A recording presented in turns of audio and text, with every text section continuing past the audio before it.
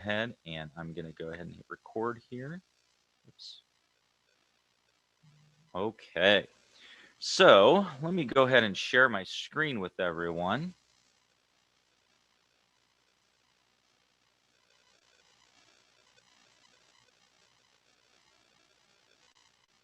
And if you hear anything in the background, that would be my animals and dogs. So just a FYI.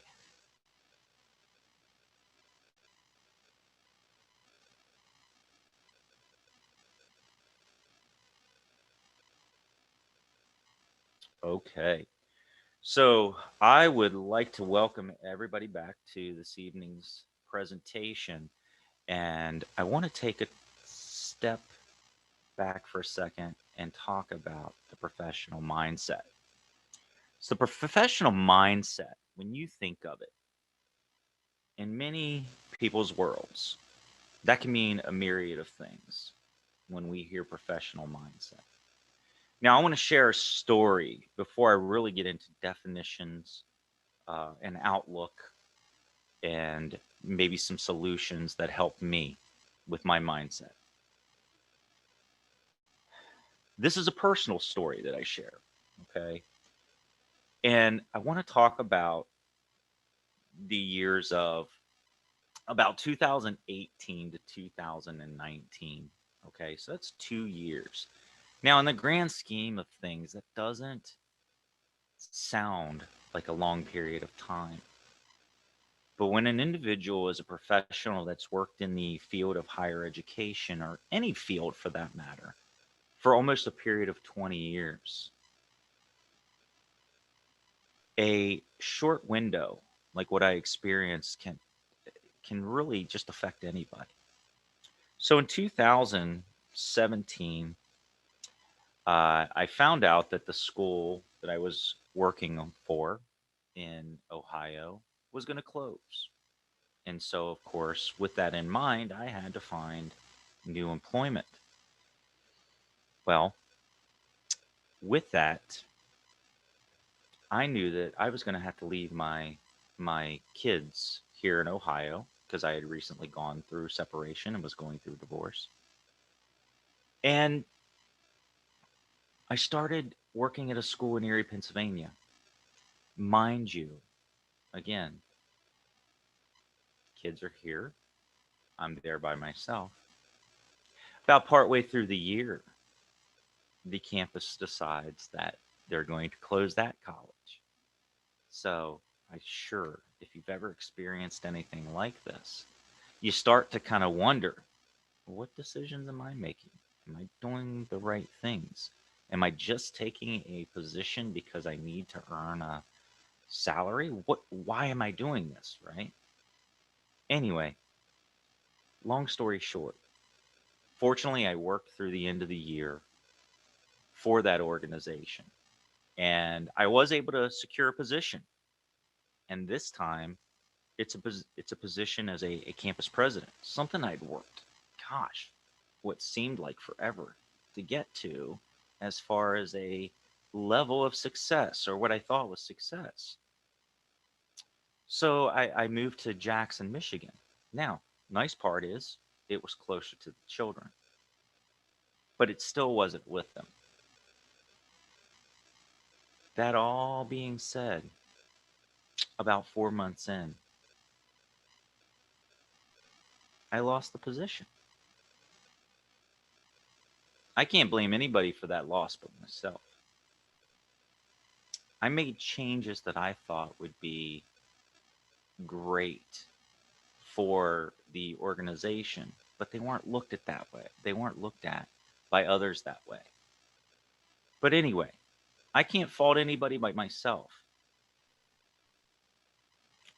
In May, again, here I am. I've moved from Ohio to Pennsylvania to Michigan, and now I've got to find work. So I take a position in Miami, Florida. I'm now over 20 hours away from my kids. I am taking a position because I need to be able to provide for them financially. But something happened. I got to Miami. Beautiful weather. Loved it, but I didn't get to enjoy it. I immersed myself so much into my work, working 12, 14-hour days. And some might say, wow, you probably had a lot of success. No, it didn't. There's a reason for that story. I lost confidence. I lost my sense of who I am as a person. I lost that sense of just happiness. I wasn't happy. So I made a decision after almost 20 years in higher education. I made a decision to just leave that job. I'd only been there 2 months. But I said, you know what? My kids are more important. I hadn't even thought about my happiness at that point. But maybe I did. I took a job. I was blessed. I will say that. I was blessed. I moved back to Ohio to be with the kids. No job, nothing. I said, it will come if it's meant to be for me. Within a week or two, I did find a position in the staffing world. I was able to take the skills from having, been somewhat successful over the years in higher education and transition them into that world of staffing. Now, I took a 40+% pay cut. But you know what I found out? That I didn't miss the stress. I didn't miss that money. Yeah, money is always stressful. But I started to find something. I started to find me. I started to find that, as we're talking about today, mindset. Now, I've had to practice that though. And here's how I did it. I thought about what advice was I getting over the years that was allowing me to get to towards a positive improvement as a person. And around that time I talked about in 2017 and then in 2018, I had started getting, um, you know, counseling assistance. And one of the best tools, not tools, but one of the best ideas that was presented to me was the idea of mindfulness. And, you know, one thing about mindfulness, it's one of those things that you do it for a little bit and then you think, I'm good. I don't need it anymore. And you push it to the side. Okay. I think that we as people can't speak for everybody, but I think we think we have things under control. We think we do everything the right way. And we push it to the side, right? It's like when somebody has a medical condition and a doctor prescribes a medicine and they say, I'm feeling better, so I'm going to stop taking it, right? It's kind of the same mindset there. Anyway, I thought about the mindfulness. I started practicing that again, and I started to find me again. And so when I talk about mindset with you this evening, I'm going to share some tools towards using mindfulness to find your mindset. Okay. Now, remember, when we first started here a few minutes ago, I said to you, what is professional mindset? What does somebody define that as? And there again, there are multiple definitions. Let me share one of them with you. Okay. Stephen Pressfield defines the professional mindset as a means to being able to maintain your focus on track number one, no matter what is happening on track number two. Almost sounds like multitasking. But to me, I like his simplified definition here. If it's expressed in a different way, the professional does not react emotionally to success or failure. Think about that for a second. I'm going to go back to that story. And when I was at the school in Miami, the regional vice president and I and some other team members, we were walking around campus one night. And there were things that we saw that I was embarrassed about that was happening at the campus.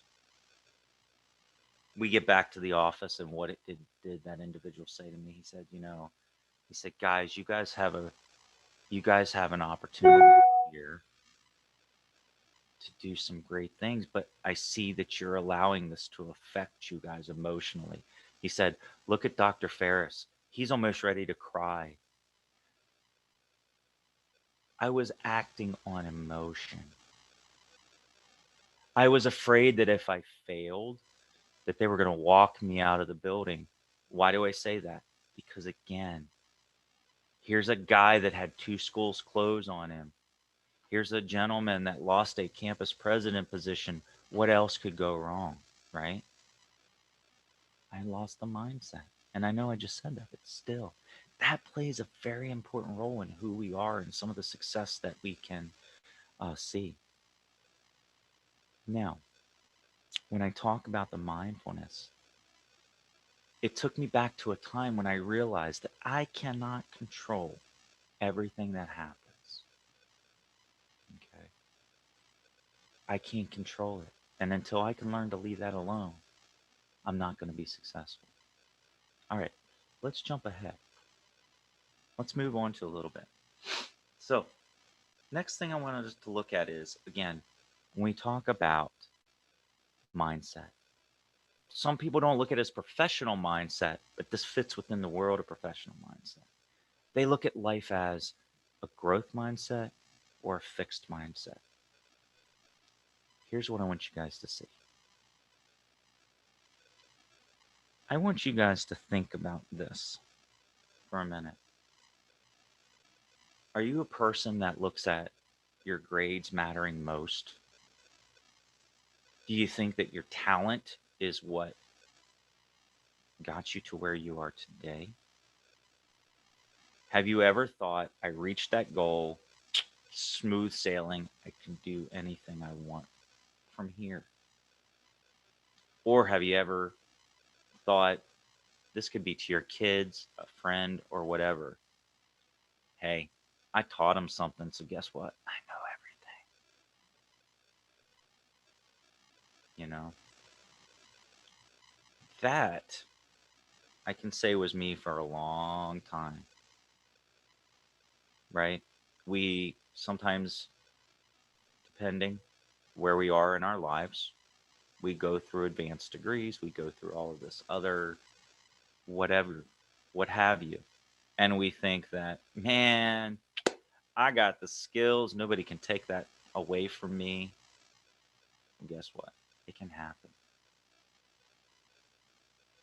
Part of the professional mindset. Let's go over the mountain here. Let's look at the other side of it. Now, when I started finally finding my mindset, I started to look at things differently.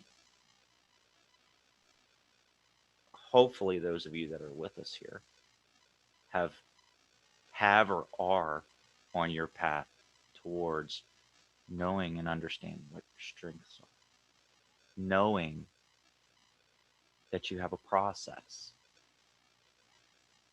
understanding that failure is okay. Failure is okay. We can make mistakes. You know, knowing when to say, that was my bad. I take responsibility for it. Um, as a former athlete, I was taught that when it's your fault, right? You do say that's my bad. That's fine. But one of the things that I was not taught was you don't fail. When you fail and you make a mistake, the results are just always going to be negative. It goes back to the fixed mindset. It's not the coach or person looking at you saying, you know what, you did it wrong this time, but you can do it better next time. Our minds, especially at that age, we just look at things and we say, shoot, I'm going to fail now because I made a mistake, right?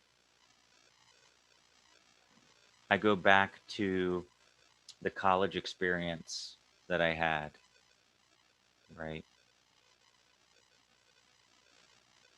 My undergraduate is in the world of management and marketing.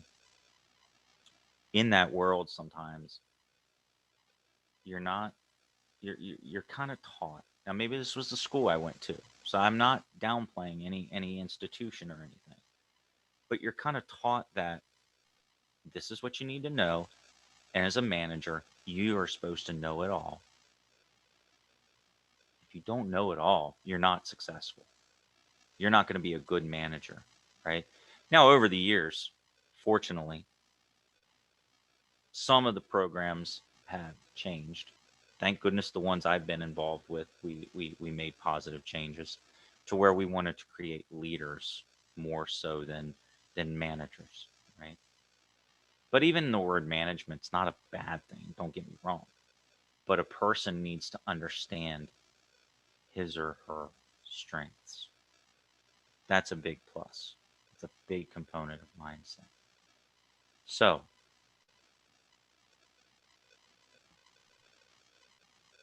I've been talking about this all along, but it's time to climb our ladder. Learning the professional mindset means that life is going to happen. It's funny, having teenage children, I am learning a lot. I was an only child, so I didn't see this. But every child that you have is different. You can't coach, teach, whatever we want to call it. Can't do it the same. But you can't let the things that they do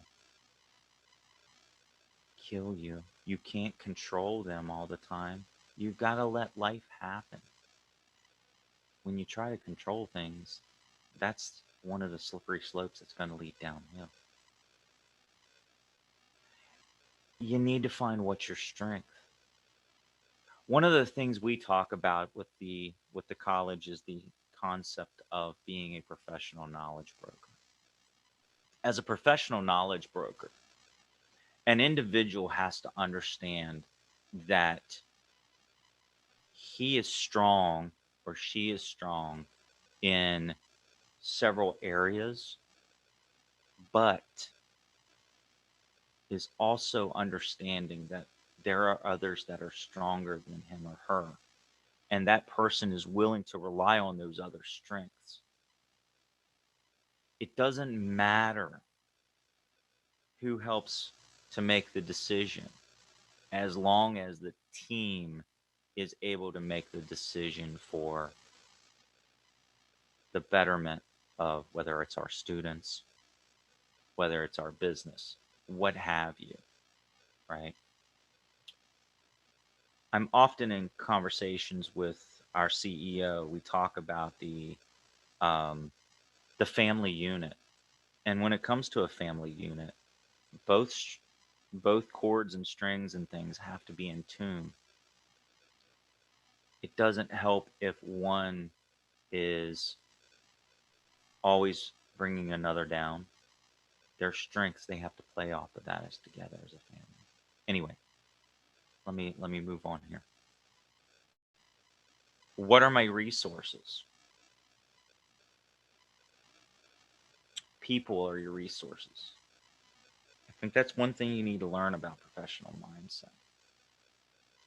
People can help if you're willing to ask the questions, if you're willing to push your pride aside, okay? Because again, the longest time I had that fixed mindset that said, oh my goodness, if I ask a question, somebody's going to think I don't know anything. I don't know how many accreditation visits I prepared for over the years. And we often would say to people, don't ask questions, just do it. If you don't know something, right? Don't make it up. But yet, in the grand scheme of things, some people, when you go do a visit like I have, they would make stuff up versus going to find somebody who knew. That's not a mindset. And you know why they would do that though? Do you understand? They might do that because they're afraid if they don't know the answer that the accreditor is going to look at him or her and say, my God, what is this school employee? Who are they employing? No, that's a fixed mindset, not a growth mindset, not a professional mindset. Okay. Understanding. Again, this is part of life, continuous improvement. Another personal story. I'm a storyteller, can't help it. It's how I get through helping others learn. I had the privilege of having a grandmother that worked her behind off to raise 9 kids. And you might be asking me, well, where's this going? Well, that individual worked 32 plus years as a certified nurse's aide, which, if you don't know, that can be very strenuous work. And she was a very skinny individual. She wasn't heavy. But do you know for that 32 years, she was the strongest individual I'd ever met in my life? Well, what does that have to do with continuous improvement? She was always striving to improve as a person to take care of those individuals. But here's the downside. When she finally decided to retire, and she didn't have that mission, that improvement, she didn't keep working on that. I know it's not mentally we're talking about. This is more the physical and things like that. I saw a demise in her.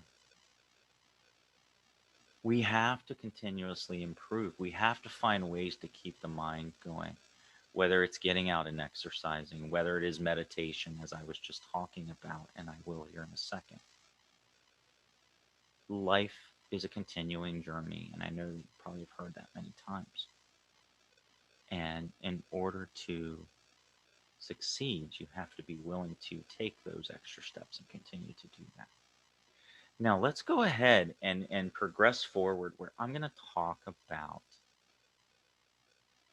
how you can use mindfulness in a quick manner to maybe get back to a professional mindset. Okay? This is going to be a mental exercise. What I would like everyone here to do with me is I want you to find 3 objects in the room around you. First thing I want you to do, find object 1, and I want you to take a deep breath in with me. Breathe out. I want you to find a second object. Breathe in. Breathe out. And then I want you to find a third object. In. And out. Now, that's called the 30 seconds to mindfulness method. Well, what does that have to do with you? What does that have to do with me? I like to use meditation to get back to mindfulness. But there are times during the day where we can't take 10, 20 minutes to meditate, but all of the wheels, the whirlwinds that are going on throughout the day, they don't go away. They're still there. And we as humans can lose that mindset. And in order to finish the day, we got to get back on track. So, this exercise is something I have used to continue my practice of mindset, to stay positive, to stay professional. If I find myself losing that to where I may not be as professional as I need to be, I'll take my step back. Sometimes people that I work with have seen me do it. It's okay to do it if it's going to help you. That's what the goal of this evening is. It's to help you find tools to keep your or find your professional mindset.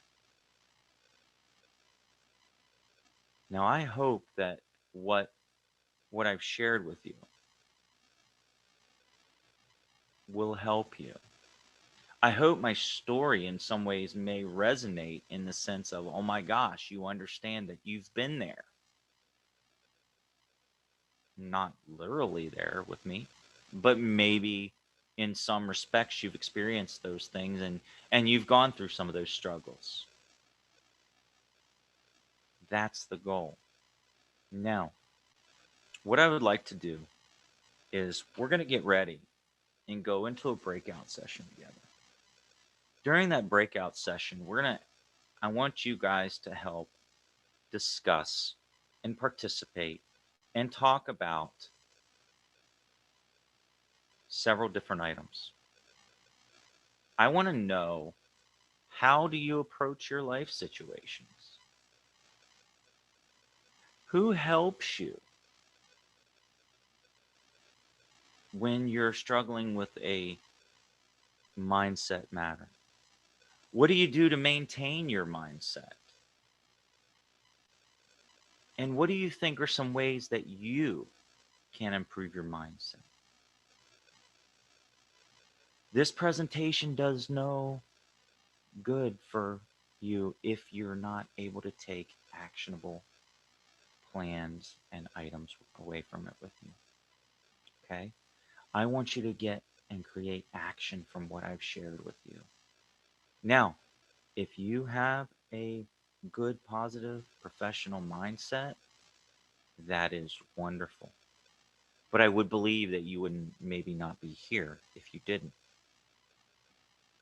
Now, maybe you do have a professional mindset, but you still have moments and interruptions. That's why I shared a tool with you that can help in the chance that you have an interruption that occurs. That's my goal to help you. So, with that said, let's take a few moments.